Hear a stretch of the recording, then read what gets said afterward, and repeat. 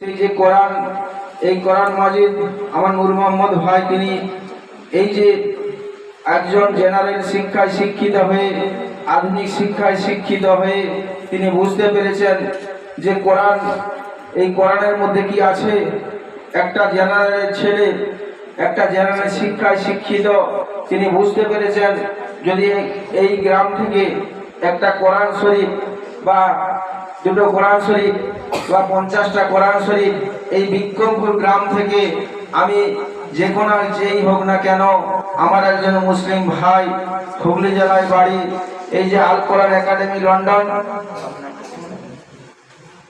মোহাম্মদ বিশিষ্ট সমাজসেবী, এবং ওনার কাছে একটা আমি আবেদন করব, এই বিক্রমপুর গ্রামের যে সমস্ত আমার গরিব মায়েরা বা গরিব অনেক বাবাজিরা রয়েছে এবং বিশিষ্ট সমাজসেবী মানুষ মোহাম্মদ রাকুল ভাইকে, এই গ্রামের অত্যন্ত খুবই গরিব এলাকার মানুষ, কারণ আপনি এই গ্রামের দিকে একটা কিছু ব্যবস্থা সহযোগিতার হাত বাড়িয়ে দিবেন নূর মোহাম্মদ ভাইয়ের হাতের মাধ্যমে, যেন আগামী দিনে আজকে যখন এই যে কোরআন শরীফ আমার নবী যখন দুনিয়া থেকে বিদায় নিয়ে চলে গেলেন, বলে গেলাম আমি আমার উম্মতদের জন্য একটা জিনিসকে রেখে গেলাম, একদিকে হাদিস শরীফ, একদিকে কোরআন শরীফ।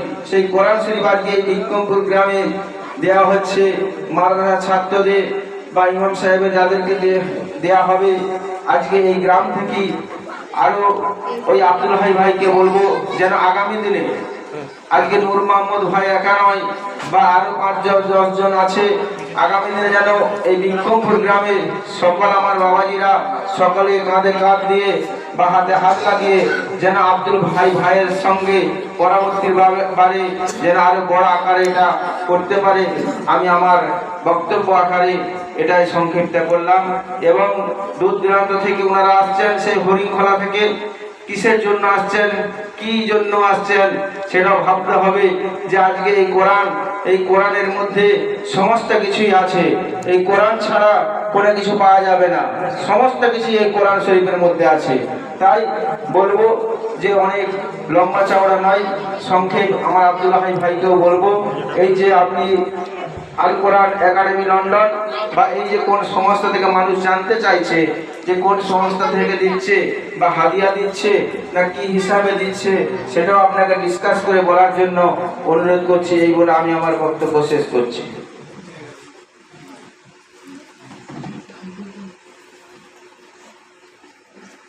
আসসালামু আলাইকুম, আমি রাজ্জাক আলী শেখ, মঞ্চে উপবিষ্ট আমাদের আল কোরআন একাডেমির পশ্চিমবঙ্গের সভাপতি মোহাম্মদ রাকিব হক এবং তার সহকর্মীগণ এবং মাদ্রাসার শিক্ষকগণ, আর আমার মঞ্চের সামনে উপস্থিত মাদ্রাসার ছাত্রছাত্রী ও গ্রামবাসী বৃন্দগণ, সকলকে ভালোবাসা ও শ্রদ্ধা সম্মান জানিয়ে আমি আমার সংক্ষিপ্ত বক্তব্য শুরু করলাম। দেখো, আল কোরআন একাডেমি ওটা আমাদের একটা সোসাইটি, ওটা আমাদের সারা ওয়ার্ল্ড জুড়ে কাজ করা হয়, সারা পৃথিবী জুড়ে কাজ করা হয়। এটা আমাদের পশ্চিমবঙ্গের রাজ্যের রাকিব ভাইয়ের হাত ধরে এই সোসাইটি থেকে আমরা বাংলা কোরআন বিতরণ করা হয়। কোরআন আমরা সবাই পড়ি, ওরা আরবিতে লেখা থাকে। যারা এমনি গ্রাম বাংলার মানুষ তারা কোরআন পড়ে, কিন্তু কোরআনের অর্থ বুঝে না। অথচ এই কোরআনের একটু অর্থ বুঝলেই আমরা আজ বর্তমান পরিস্থিতির সামাজিক, অর্থনৈতিক, রাজনৈতিক সমস্ত ধরনের আমাদের এই কোরআনে বিবরণ দেওয়া আছে। আজ থেকে 1400 বছর আগে আমাদের নবী হযরত মুহাম্মদ সাল্লাল্লাহু আলাইহি ওয়াসাল্লামের হাত ধরে এই কোরআন নাযিল হয়েছিল, যাতে এই কোরআনটিতে এই সাধারণ বাংলার মানুষ ভালোভাবে অর্থ সহ, মানে সহ পড়ে বুঝতে পারে যে কোরআনের মূল ভাষা কি, এই কোরআনের মাধ্যমে আল্লাহ পাক কি বলতে চাইছেন। ওই জন্য আমরা এই বাংলা কোরআনগুলিকে পশ্চিমবঙ্গের প্রান্তীয় যে গ্রামগুলো আছে ওই গ্রামগুলিতে ছড়িয়ে দিতে চাই, এটি আমাদের মূল উদ্দেশ্য। তারপর প্রথমে বলবো গ্রামবাসী কাছে যে আজকে প্রোগ্রামটি আমাদের 3টের সময় ছিল, একটু বিশেষ কারণে সকাল করে আসতে পারেনি, ওই জন্য আমাদের কাছে ক্ষমা চেয়ে